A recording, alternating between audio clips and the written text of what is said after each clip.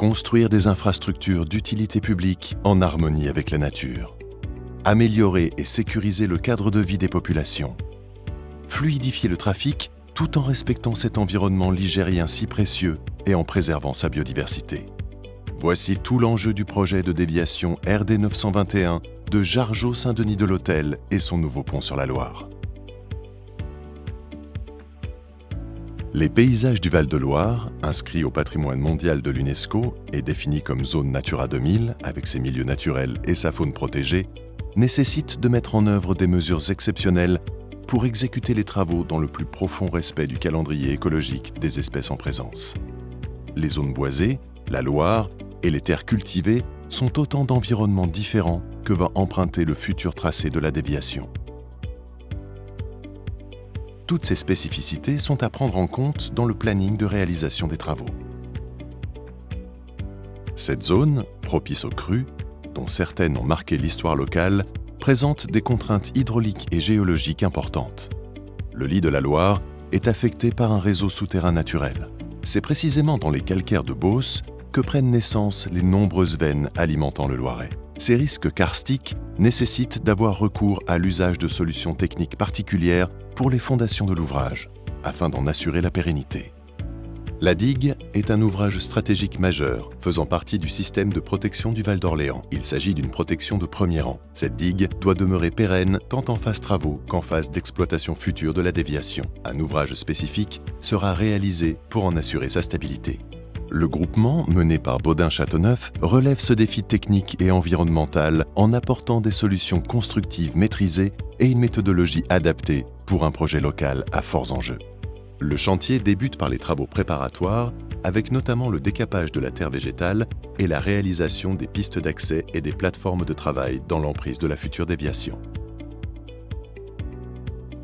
Une attention particulière est portée sur l'assainissement provisoire des pistes de chantier et la mise en place des clôtures anti-batraciens.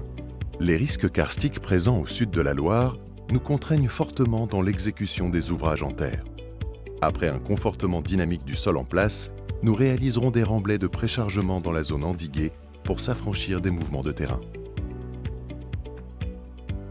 La rue des Monts restera circulable tout au long du chantier et rapidement s'élèvera l'ouvrage permettant le franchissement de la future déviation. La circulation propre aux travaux sera ainsi rendue complètement indépendante pour le bien-être des riverains. Dans le respect du calendrier de préservation de la faune, les estacades et battars d'eau sont mis en place. La construction de l'ouvrage d'art enjambant la Loire pourra bientôt débuter. Les piles et culées sont construites dans un ordre précis, dicté par le calendrier écologique et les règles du phasage de construction. Les travaux débuteront au nord par l'élévation de la culée C6 et la pile P5. Ces appuis sont fondés superficiellement sur le substratum rocheux. Vient ensuite l'édification de la pile P4, puis de la pile P3, de la pile P2 et enfin de la pile P1. Les fondations des autres appuis sont profondément ancrées dans le substratum rocheux pour garantir la stabilité de l'ouvrage en regard des risques géologiques tout en respectant les veines d'alimentation de l'aquifère. Nous réalisons désormais la mise en forme de la plateforme d'assemblage et de lancement de la charpente métallique. Nous en profitons pour modifier la piste d'accès. Les matériaux de déblai sont mis en remblai autour de la culée. Les matériaux excédentaires sont stockés pour plus tard. La proximité du site de production de Baudin-Châteauneuf est un atout majeur pour le projet. Ainsi, la charpente métallique du tablier sera réalisée au sein de l'entreprise, puis acheminée jusqu'au chantier. Cette proximité est déterminante pour réduire l'impact environnemental. Le tablier peut être d'ores et déjà lancé sur la rive nord. Les éléments préassemblés en usine contribuent à minimiser les nuisances de chantier sur la plateforme. En parallèle du lancement de la charpente métallique, le calendrier écologique nous permet de débuter la réalisation de l'ouvrage d'art de décharge. Il permet à la Loire d'utiliser la totalité du lit majeur en cas de montée des eaux. Sa mise en œuvre répond aux mêmes contraintes et procédés que l'ouvrage d'art principal.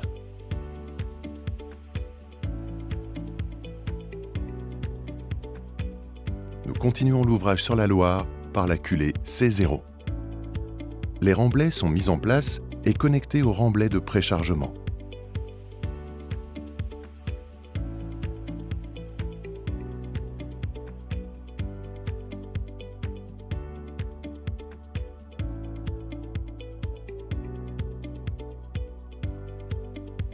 La charpente métallique est désormais en place. Nous procédons maintenant à la réalisation de la dalle de béton armé composant le tablier de l'ouvrage. Cette dalle est coulée en place à l'aide d'un équipage mobile. Les équipements de l'ouvrage sont mis en œuvre.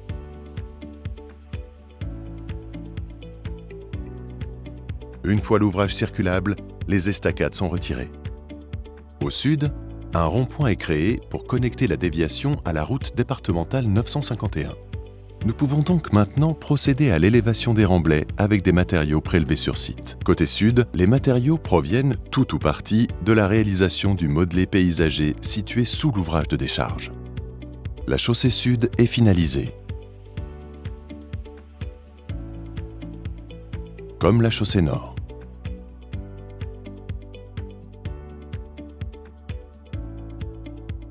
Un ouvrage qui s'inscrit dans un aménagement paysager respectueux de son environnement. Sur la rive gauche, des mesures liées à l'eau avec ses ouvrages batraciens. Des mesures en faveur des milieux naturels avec des espaces verts.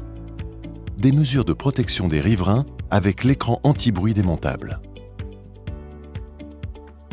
Sur la section Loire, une prairie mésophile sur talus et des gîtes à chiroptères. Des belvédères. Un nouveau circuit de la Loire à vélo.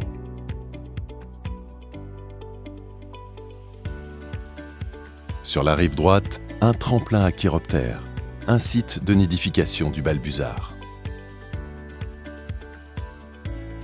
Le département et le groupement d'entreprises s'engagent à réaliser un projet d'aménagement exemplaire en matière de développement durable, prenant en compte l'ensemble des contraintes environnementales et physiques dans un souci permanent de sécurité et de confort pour les riverains et les usagers.